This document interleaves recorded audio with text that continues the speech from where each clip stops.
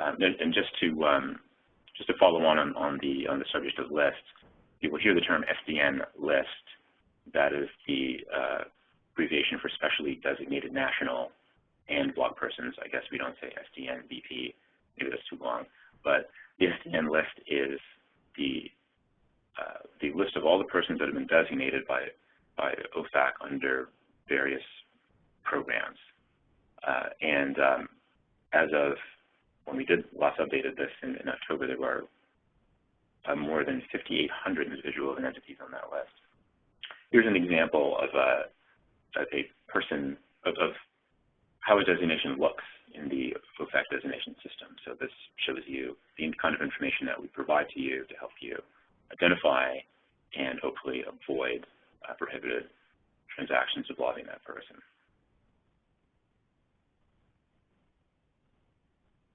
This is an example of how an entity is designated. Here's OFAC's SDN search page. You have the URL there at the top, and when you come to our search page, you can do text searches to find out if your customers or counterparties are listed, and also tell you, based on the information provided in the designation, why they're listed. Just to emphasize the practical upshot of being designated, the designated party essentially is excluded from the U.S. commerce and the U.S. financial system, and that is because U.S. persons are required to block, they're generally required to block assets or interests of designated entities. That means that if you are a bank, or even if you're not a bank, if you're a company and you come into possession of the assets of a designated person, you are required to block those assets. That means you cannot give it back to the designated person. It means that you have to hang on to it and deal with it in a particular way as required under the rules. It also may mean that you have reporting requirements. You may have to file reports with the compliance office at OFAC on what you're doing with those things, which is, I think, generally, hopefully nothing but keeping them in interest-bearing accounts. So that's the primary consequence of being listed is being blocked. So here, I think an important point is nomenclature, and so these are the ways that OFAC permits you to do things that would otherwise be prohibited. There are four basic ways or four basic concepts in this area. There can be an exemption, there can be a general license, there can be a specific license, and there can be a statement of licensing policy.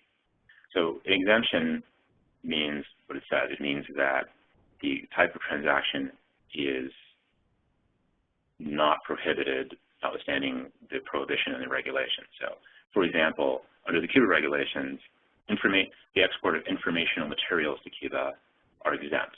So you'll find that 515.206 of the Cuba regulations, 515.206, a particular exemption for informational materials. That means you don't need any other authorization from OFAC to send informational materials to Cuba.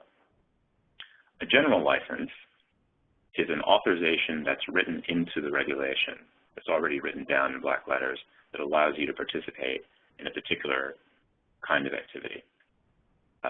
So for example, for Cuba, there's a general license that allows carrier services. So airlines can engage in carrier services to or from Cuba or within Cuba, subject to the conditions spelled out in that general license. Those airlines don't need any further authorization from OFAC to do that. Contrary to, I think, popular misconception, a general license is not a determination that OFAC makes and then issues a piece of paper for. So I think sometimes there's confusion about what a general license means. A general license simply means that the permission has already been written into the rule.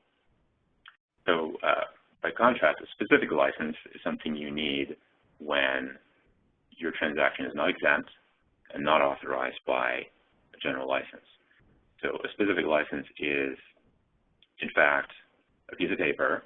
It's a license that we give you, giving you specific authorization for the particular transactions that you have brought before us, assuming that this is considered to be within policy. So that's what I do in my office day to day, is we adjudicate requests for specific licenses. So generally speaking, Treasury has broad authority to issue specific licenses for prohibited activities, although there are some areas that Congress has said that we can't license. The last category is a statement of licensing policy. This is essentially just a statement about how we will exercise our discretion in giving a specific license. Sometimes these are written into the CFR, sometimes these are in EOs, or sometimes they're just posted on the Treasury website. When you hear the term SLP, that's what it means. And these SLPs, you usually find them related to Iran under the new JCPOA agreement, related to that agreement, and sometimes related to Russia-Ukraine sanctions. So enforcement, I just want to make one a couple points about enforcement. Sanctions prohibitions are treated on a strict liability basis. So there's no knowledge requirement or element in the sanctions programs. You won't find them in the CFR where programs are encoded or otherwise how sanctions programs are encoded.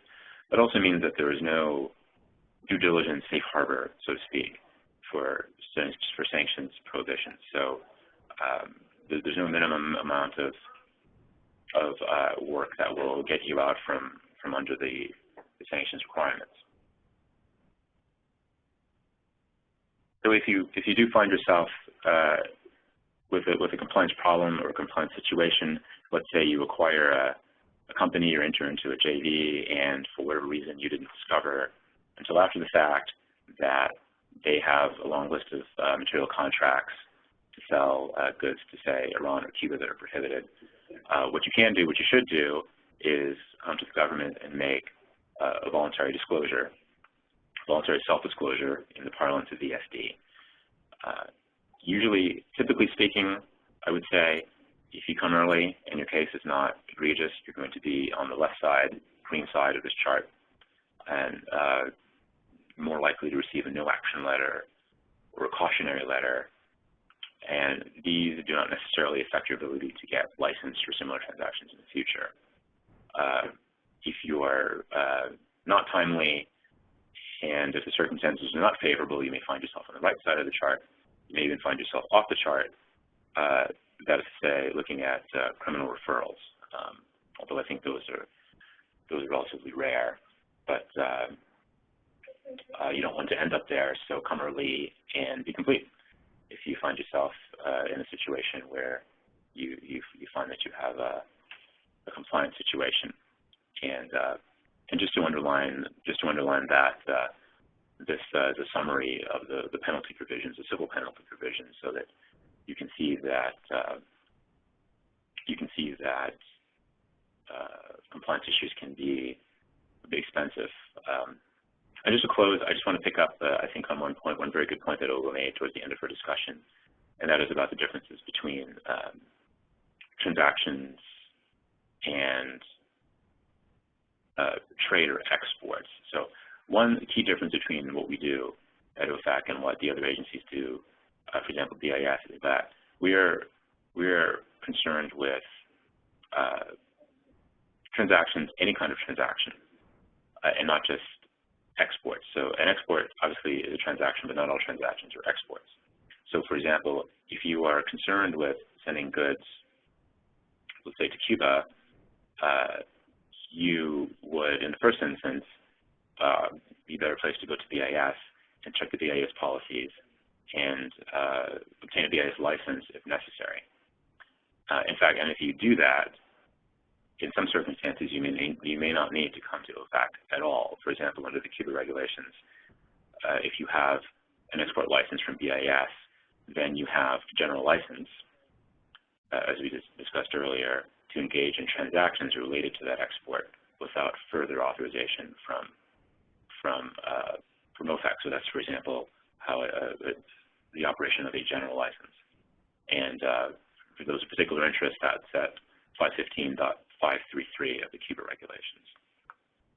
And then also, further to that point, unlike some other agencies, OFAC is not simply concerned with restricting exports, things going from the U.S. outbound. We're also effectively looking at imports, and really any transaction that involves an interest in a sanctioned entity, whether that interest is future or sometimes potentially prospective.